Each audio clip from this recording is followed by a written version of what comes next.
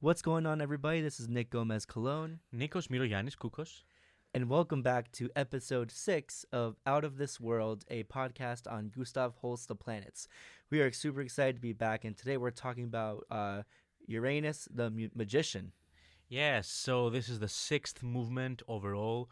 We're kind of close to the end of this podcast, and I'm a little sad about it. But we have so many beautiful things to talk about today, which I'm actually really excited about.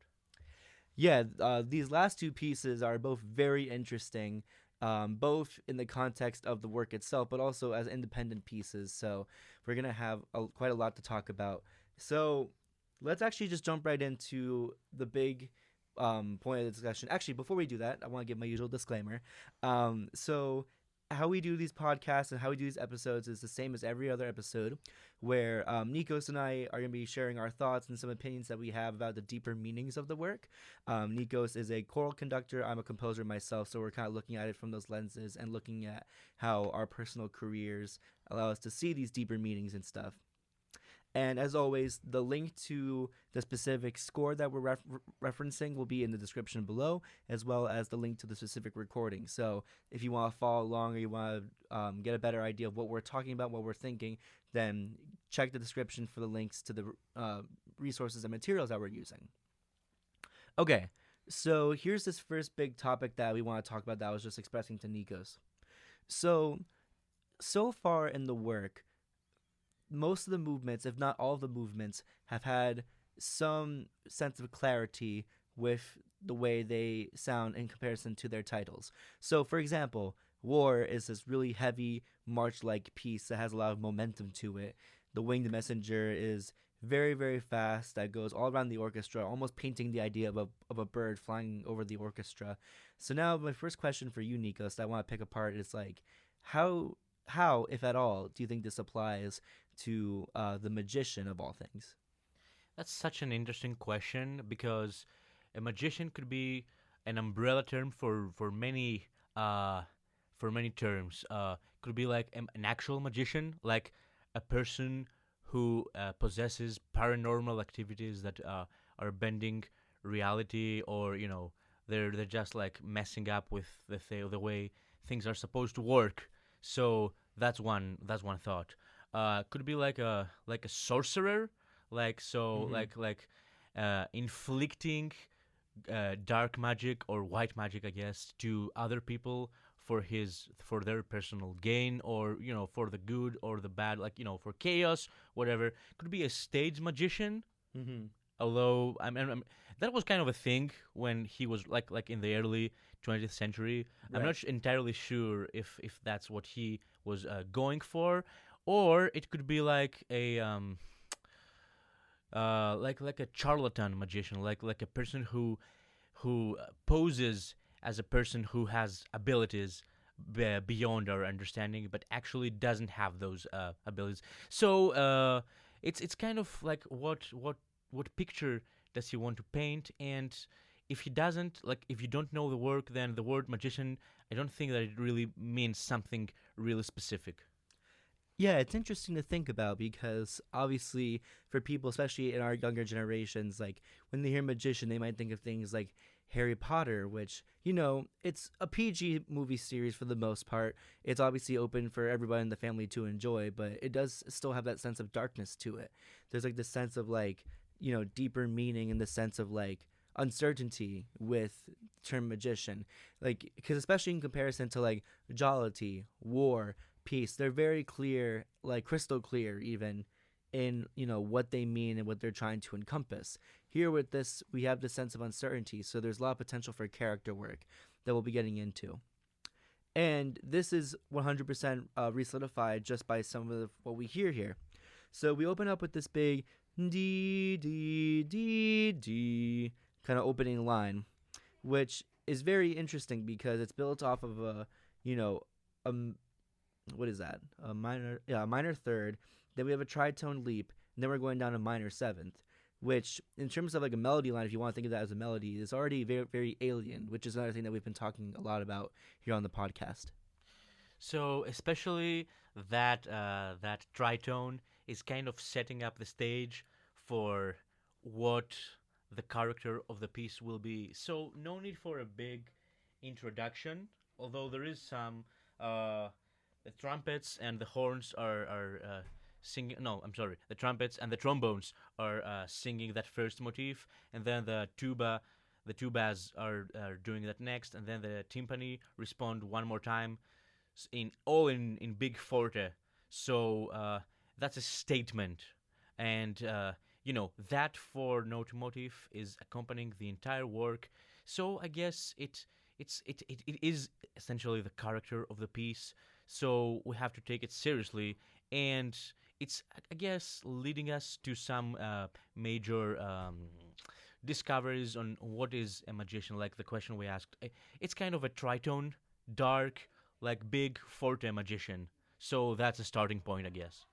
For sure, and like this is even more emphasized throughout the work by just the overall use of chords, chord structures, and even just like the identity of some of these chords. They're all very dissonant in one way or another, whether they land on a dissonant chord or they move through some type of dissonant passage.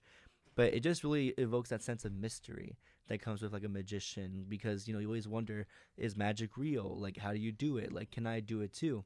And I think that Host plays into that extremely well.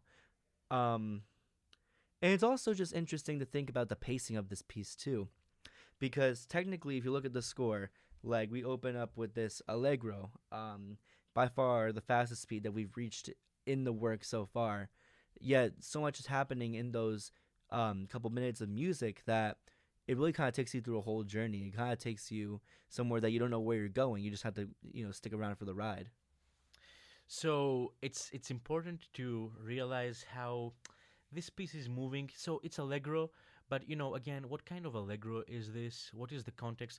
So we're looking always, as well, like what is the essence of this podcast, to find alienating features that have to do with the character, the supposed character of the planets, like the astrological character.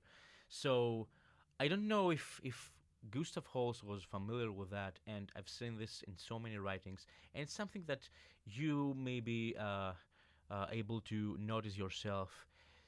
After the big statement, there's a bassoon motive, so there's like a walking line, Right. which kind of reminds many people to some similar features in The Sorcerer's Apprentice by Right. Paul Duca.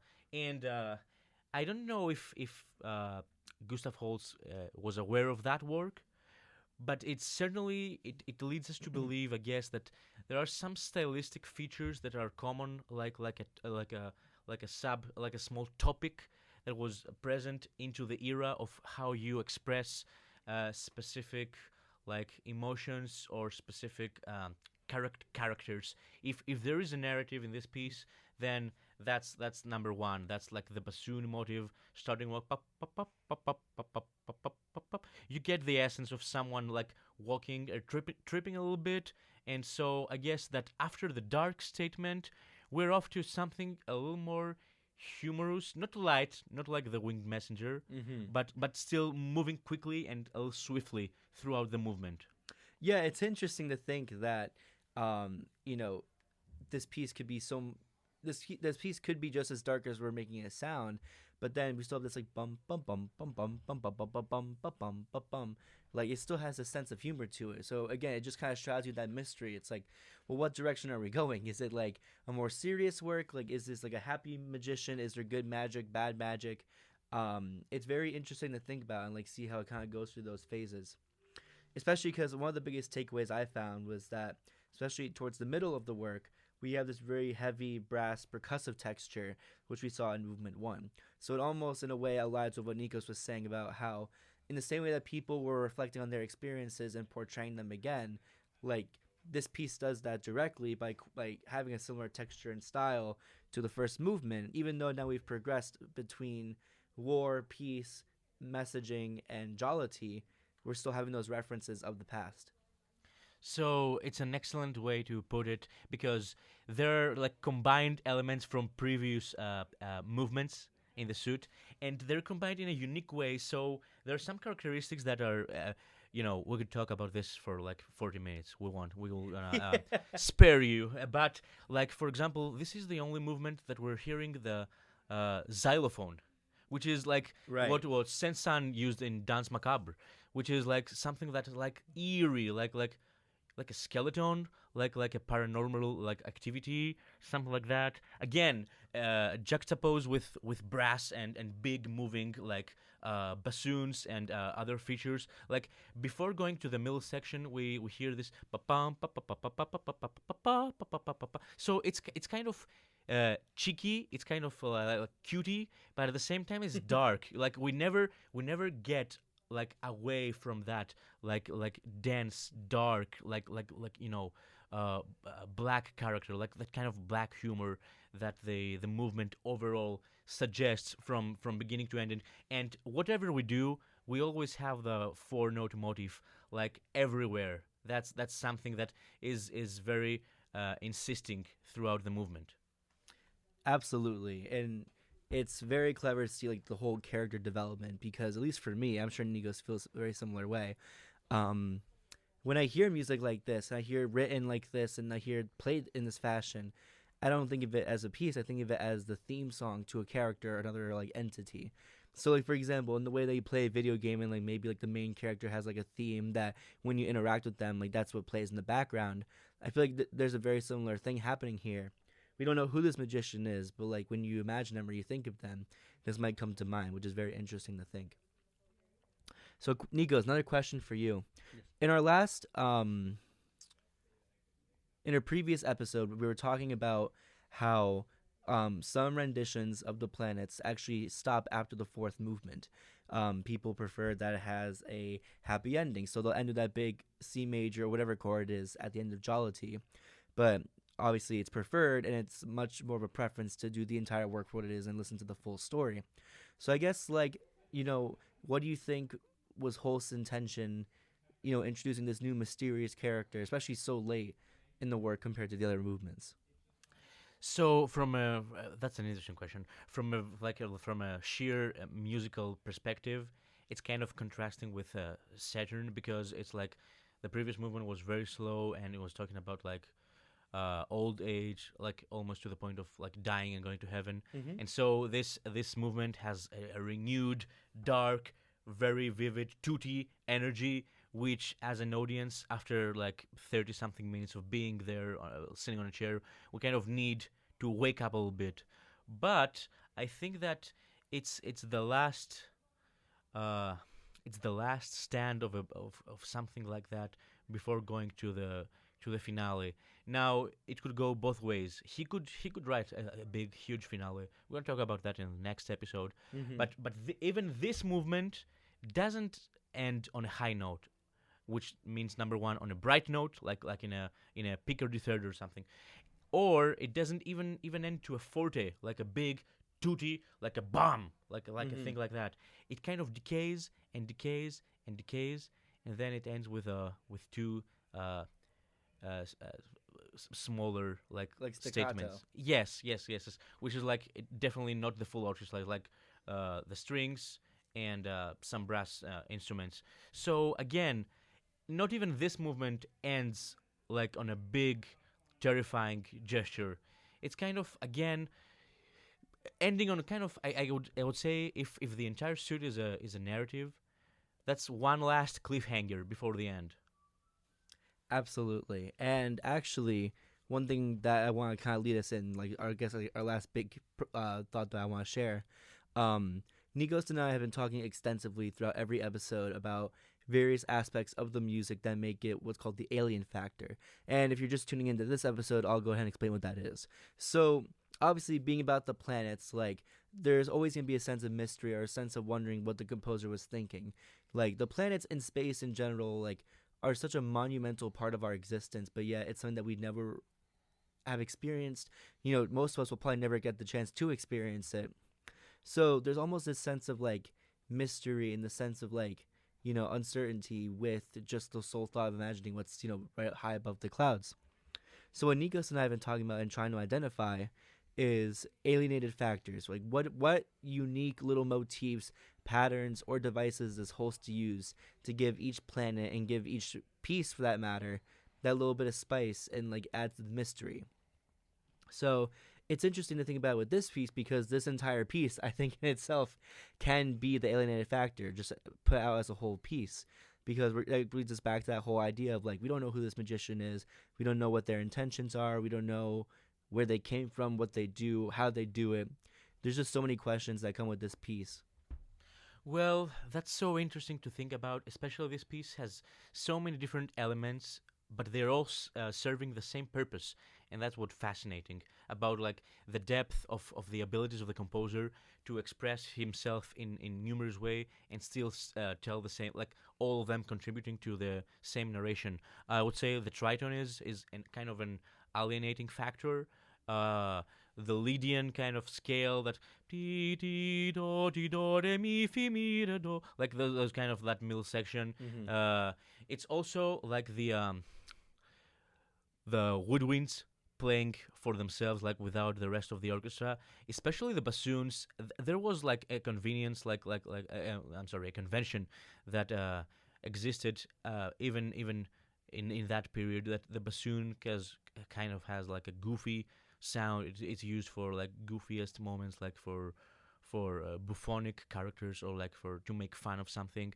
And I think he knows that, and he knows that his audience is aware of similar devices. So that's a device that is used for the topos of comedy. But it's still alienating because you don't know why is that paired with a magician and why is that paired with a planet in a stricter sense. It's also like the ending is again very atmospherical, like the use of harp, the use of big like chords, like the strings holding on to those very high notes for quite some times. It's also the xylophone, so there are some parts of orchestration that are still serving that purpose of alienation, especially for an instrument that was not present for the rest of the work up to that point. And again, all those things are contributing to a very unique narration. I mean, the whole suite is unique, but that movement we're talking about has its moments that are not present in anything else. Yeah, it's interesting to see. And adding another comment to what Nikos just said about the xylophone, the brass section of this movement in comparison is also enormous because we have 6 horns, 4 trumpets, 2 tenor trombones, a bass trombone. We have a tenor tuba and a bass tuba, which I'm almost certain these also just come and go like the xylophone do. So clearly we have some type of character development because we have a specific setting that we want the character to derive in. And kind of going back to what I was saying earlier about how we have a little bit of hint / like tracing back to movement 1, we have this heavy emphasis on brass, which kind of led the way in Mars. And it's interesting to see that comes back here. It's interesting to see how that comes back here. It's almost like mystical in a way. Yeah, but not as mystical as the next movement, which is actually mystical. One of us was gonna make that joke at some point, but yes, I think that is our time for today. As Nikos just said, please stay tuned for our final episode of the podcast, where we'll be finally going into the home stretch of this piece and looking at the last movement of the work, which is Neptune the Mystic, which is also very weird in its own way. You'll be surprised. Stick around. All right, everybody. My name is Nicholas Gomez Colon. Nikos? And we will talk to you soon. Take care.